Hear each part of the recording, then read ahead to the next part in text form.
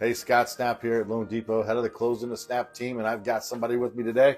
Hi, I'm Nadia Barger with the Keller Team for Realty, and we are here. We're going to do some burning questions about credit scores, why they're important, good information for first-time home buyers, current homeowners who are looking to buy their second or third home, and yeah, I think it's just great information. So the pressure's on.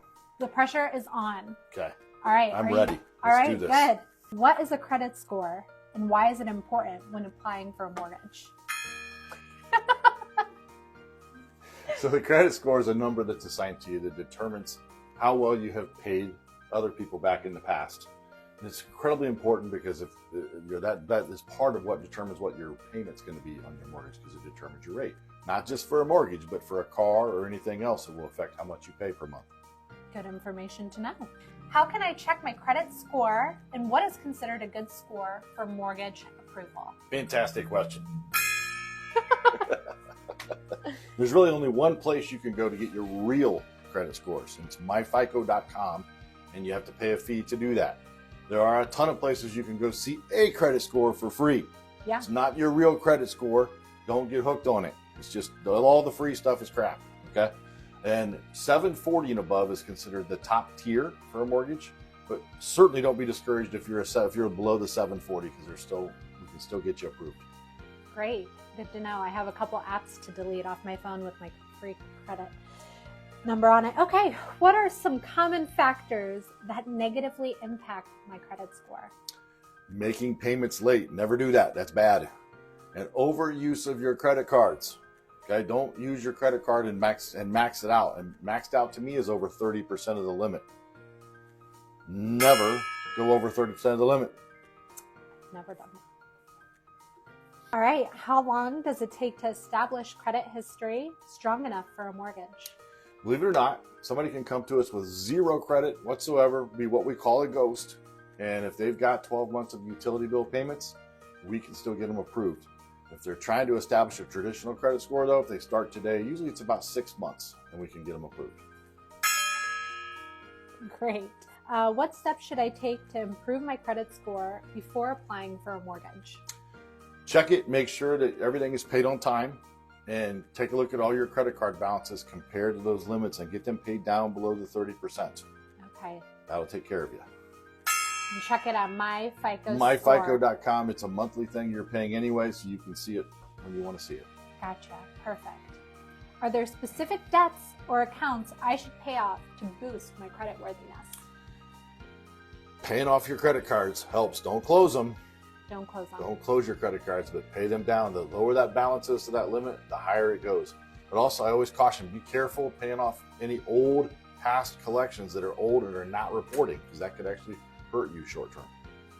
I'm seeing a trend here. Seeing a trend. With trend, explain credit utilization and how it affects my score. Okay.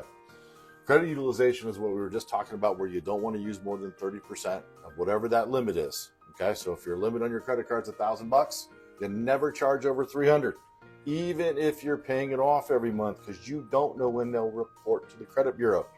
They may report the day before, and that affects your credit score and what is considered your credit worthiness.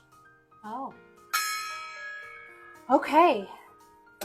What are some credit building resources or programs you could recommend for home buyers? I'm always very careful to recommend somebody go into any of these credit card consolidation companies, okay? In many cases, it hurts worse than it helps. Okay. And it's things that you can really do yourself if you really buckle down. And I'm happy to sit down with anyone and show them how to do that. But really, you can do this stuff on your own for free, and it's very simple to do. Okay, we just come into the office and say, Scott, I need help with my credit, and you just fit us in? Yep. We'll make an appointment. We'll sit down. We'll go through your credit, and I can show you how to knock these things out and which ones you should knock out. Okay. What are you doing in about 15 minutes? Can you fit me? Yeah, I'm fine. We can slide over to Hoonan, get some lunch, talk about credit. Sounds great to me. Does my credit history impact my interest rate that I will receive on my mortgage? Yes, it does, because they look at your past pay history to determine what kind of a risk you are for your new pay history. If you've got a track record of being late every month on everything else, that they look at that and go, man, I don't know if I want to be in that group. Okay. Okay, so it does have an impact. Okay, so my interest rate, I can't get that on the news because it's all based on how risky of a buyer I am. That is correct. So it's very individualized to me. My interest rate is Completely individualized to you. It depends on your income, your debt ratio, your credit score, how much you're putting down, how much you're borrowing. All that factors into the risk that determines what your individual rate is for you. Thank you. Thank you so much, Scott. This has been great. It's been easy, clean cut. I think I certainly learned a lot about credit, tips and tricks on how to get my credit up and get ready to buy my next home. So thanks Fantastic. so much. Hey, thanks for asking. Thanks for being on the show. And if you guys have questions, please leave comments or send us direct messages. We'd love to answer your questions and sit down and do this again.